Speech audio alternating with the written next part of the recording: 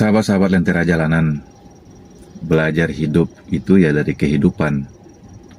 Kadang kita merasa mampu untuk berbuat apapun. Contohnya ketika, ini kan badan-badan saya, kendaraan-kendaraan saya, mobil-mobil saya. Kecepatan mobil saya bisa sampai sekian ratus kilometer per jam loh. Tetapi ada kalanya kita harus berhadapan dengan sesuatu yang memang tidak bisa kita ubah. Ketika kita bertemu dengan palang kereta api mau lewat, kita yang merasa super power pun, kita bisa apa? Kalau kita merasa mampu untuk merubah itu gitu, ya silakan. Bukan berhadapan dengan apa-apa, kecuali ya dengan malaikat maut tentunya.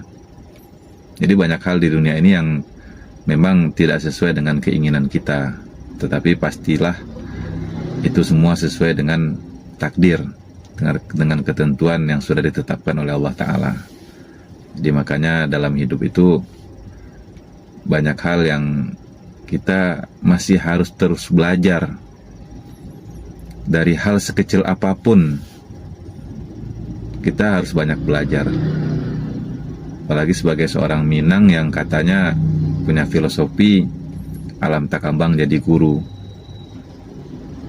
Kehidupan dunia ini menjadi pelajaran untuk kehidupan kita. Kehidupan yang berjalan di dunia ini menjadi pelajaran untuk kita menjalani hidup. Maka kita harus banyak belajar dan selalu belajar dari kehidupan.